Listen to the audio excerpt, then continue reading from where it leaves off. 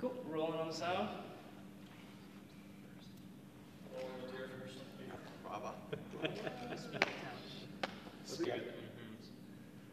I think we should start youngest to oldest.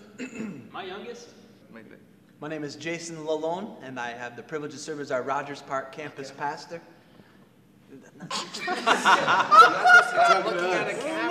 I know, but I thought, yeah, okay, gotcha. Hey guys, I'd just like to introduce myself once again. My name is Jason Lalone, and I serve as our Rogers Park campus pastor. In my life before Christ, I would define that as being a pleasure seeker. I would stay up late at night after partying all night of this debauchery, and I'd look in the mirror and I'd have conversations with myself in the mirror and being like, you're an idiot, you're a loser. And that morning, at 6 o'clock in the morning, I called up my Uncle Roger, who was a follower of Christ and had been praying for me. And I was in the front lawn, laying down on the lawn, throwing up all over the place. And my uncle drove up, pulled up, picked me up, and put me into his car, and he took me back to his home. And that morning, I called out to God. I said, God, I have no idea really what to say. It was very open, just like this. And I said, would you save me? The first words that I said to my uncle was, I want to tell people about Jesus. Steve Coble, Near North Associate Campus Pastor. In a sort of different way, I was just far from God. My father passed away when I was really, really young, and so I felt this sort of intense tie to my purpose and who my father was and not having a dad there. And then finally, sort of through my saving faith in Jesus, being adopted into the family of God, that verse that God is fatherless, rang really, really true for me.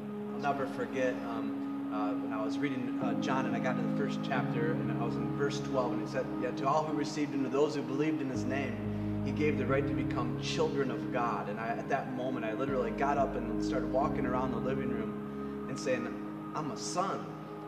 I'm a son. I know who my father is. I would say my name is Brent Smith, and I'm the campus pastor in Edgebrook, and it's, I'm almost completely opposite from these three stories because I was self-righteous. My parents were missionaries. I grew up in the church, did a lot of church activities, and even though there was sin in my life, I knew how to cover it because appearances was the most important thing at the time. Yeah. This rain is And I gotta agree, so I can really relate to the self-righteousness thing, but also the discovery of having a father. My name's Jason, serve as the Near North campus pastor. In terms of like labels and things that I think probably describe me best before Jesus truly became Lord of my life. I remember in 3rd grade, I decided I was going to start wearing khaki pants every day to school. And like in 3rd grade, you could get beat up for something like that, for like always tucking in your shirt and wearing khaki pants. Fortunately, I eluded that, but I thought if I dressed really nice that I'd get better grades. Like I'd focus more and I'd take it more seriously. And that really didn't happen, but I realized the way that I was approaching church was similar. That if I wore the right things, if I played the church game, if I looked like a good pastor's kid, that was kind of what it meant to be a follower of Jesus. That I had this sort of external life that was in order. So Trevor Jenkins, Associate Campus Pastor here at Near North. Similar stories to Jason. Britton grew up in a Christian home. My dad was a pastor, and so I was a preacher's son, and just grew up around rules. And so I would label myself as self-righteous.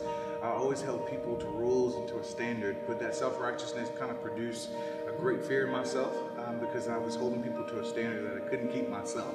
One day, a guest preacher came to our church, and he started talking about the peace of God that surpasses all understanding, that He will guard our hearts and minds. Just the way he articulated the gospel, at that day, I just realized, man, I wanted that peace. I wanted to know God that way. So my name is Rafe Chenery. I'm the Near South campus pastor. If I had to have a word from when I was in high school, when the Lord was drawing me closer to Him, I was a people pleaser. Man, the Lord just ripped into my heart my senior year of high school. I just consumed the Bible. I couldn't put it down. And day one of college, these guys just came knocking on my door, and I wanted them to go away, but almost every day for a few months, they were knocking on my door. Hey, you want to come to Bible study? Hey, you want to come to Bible study, God? And now you work with Joe Riccardi. And now I work with Joe, you're knocking on my door, paid off. Speaking of Joe Riccardi, everybody else, this is Joe Riccardi, everyone. And just like take a look at this nice tan that Joe has, everyone. Gator shirt, go Gators, go Gators. Lincoln Park campus pastor, similarities and dissimilarities to Ray's story. So it wasn't until I graduated from the University of Florida, moved up to Chicago, moved a block away from the Lincoln Park campus where it still meets today, the Francis Parker School, that someone invited me to And I remember vividly the first time walking into Francis Parker School, April of 1993, and hearing the pastor at that time preach, and I realized, wow, I'm not that. The way he's describing what a Christ follower is not me. It wasn't like in a really, really bad place in life. I had a great job, lived in Lakeview probably at the time, and realized I yearned for something. I gotta agree, Joe. I think that God often calls us back to what he saves us from. You know, so for me personally, God saved me, a religious pastor's kid, and so I often, in my preaching and leading, have those people in mind. Go